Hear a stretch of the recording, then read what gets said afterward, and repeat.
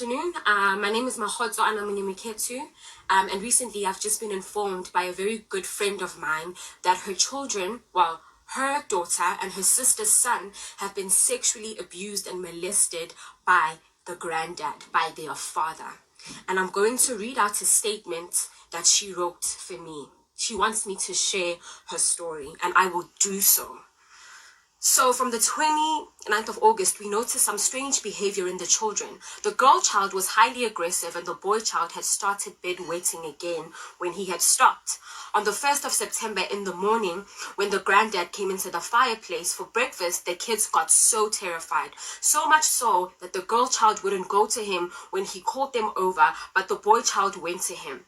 That completely set off the girl child. She literally grabbed the boy child from him and asked him why he's going to the even Mkhulu who hurt them. All the while, we're quietly observing this frightening interaction, and he's busy giving the kids the evil eye. There and then, we took the kids to the bedroom to question this behavior. The kids clamped up, and the boy child eventually told them that Mkhulu, the next part is very graphic, and the children get into detail about what Mkhulu did to them. But because I'm not gonna say, because this is very sensitive and I don't want to trigger some people that may be watching this, but it's disgusting, it's horrific, it is barbaric, it is absolutely unacceptable, and just like honestly unimaginable things that he did to these children.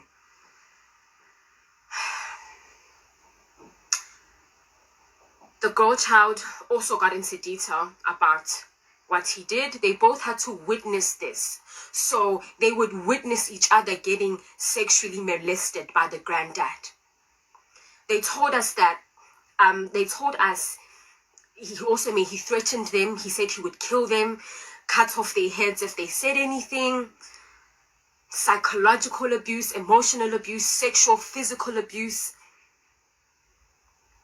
We then confronted him. He didn't deny nor confirm what the kids had told us. His response was that if we want him to leave, he'll leave. We had already made an appointment with the local GP. She had said she'd come examine the kids at home. However, we ended up waiting until 9 p.m. in the evening. And that's when we decided to call the police. 2 male officers came to take our statements.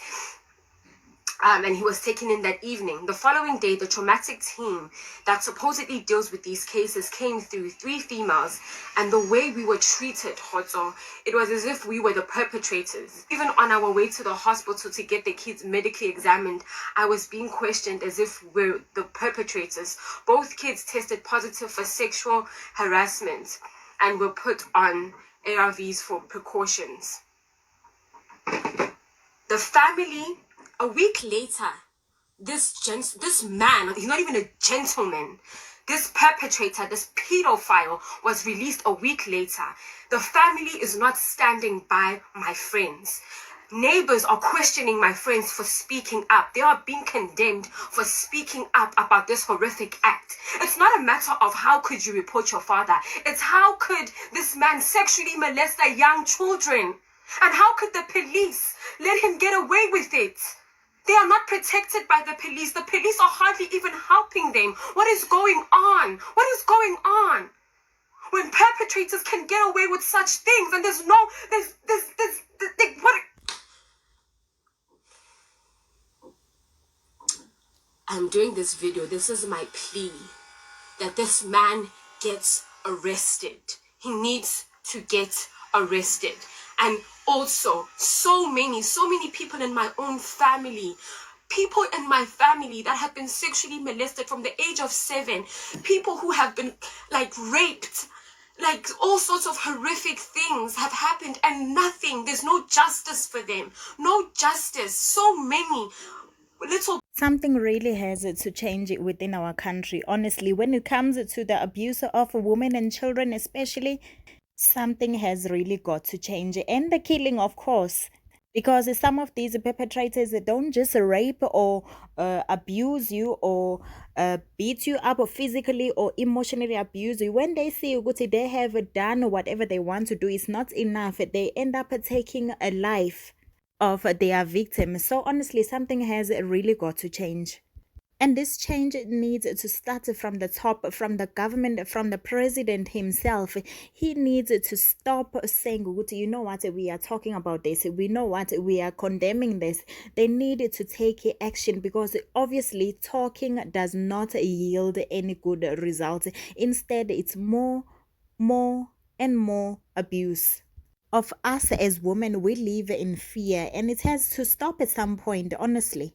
And what is worse, the human rights system protects the perpetrators when it comes to who has more rights than the other.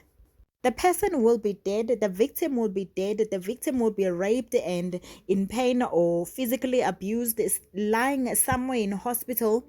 But what does the system do? They protect the perpetrator. They say no, if ever like there is mob justice, for example, they say no, the person has rights, the perpetrator has rights. They're overlooking the rights of the victim. It's not fair. Something really has to change. In instances like this, a life for a life, an eye for an eye, and the one who rapes must get their manhood removed, because obviously to say death sentence should come, it's just a lost case. Honestly, the citizens just have no voice over that. It's just the government protecting their people, and in this case their people is the perpetrator.